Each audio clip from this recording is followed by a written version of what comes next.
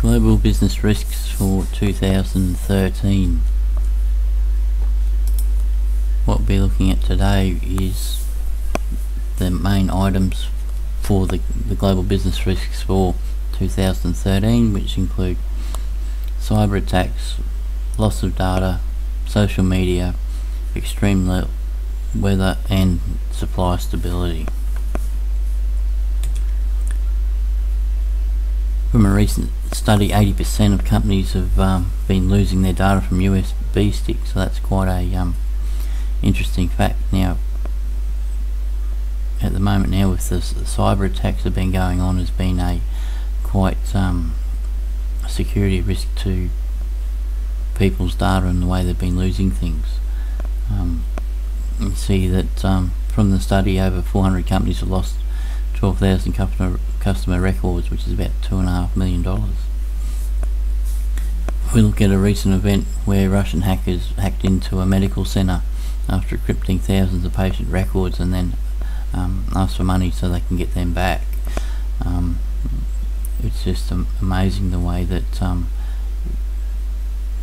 what's happening at the moment with the infiltration of some of the government systems from hackers around the world. Social media.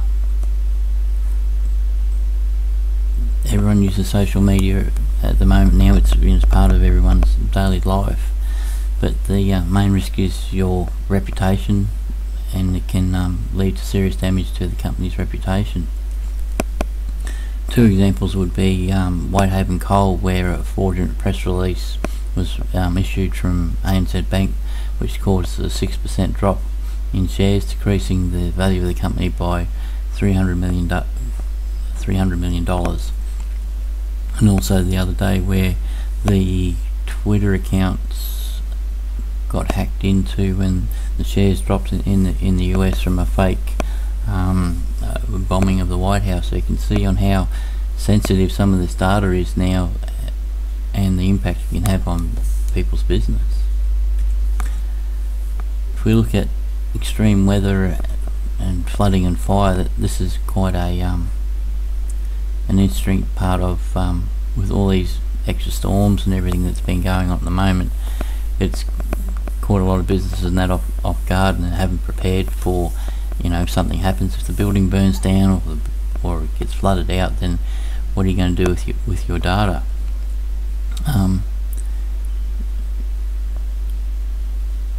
We had a recent event where we had heaps of storms where our business wasn't affected by flooding, but from the constant rain that we had for a month and a half, our telephone and internet services dropped out from the waterlogged line, and we couldn't get any work done on the phone and the internet to bring them back to the office because of the weather, and it impacted our business severely. So it's amazing on how much that we rely on that. The other one is economic stability of our suppliers and customers. So we need to review our relationships with our customers as well as our suppliers to make sure that everyone knows what's going on. So if something does happen, then you're in a position to protect yourselves from that.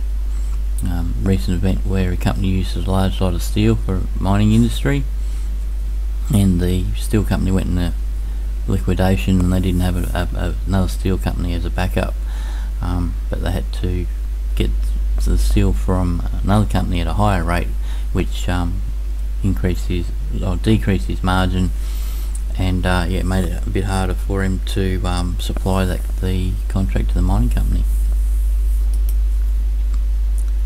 So a little bit about independent inspections. We're one of 37 companies in Australia, members of the United Nations Global Compact, and we do auditing for quality, safety and environmental management standards.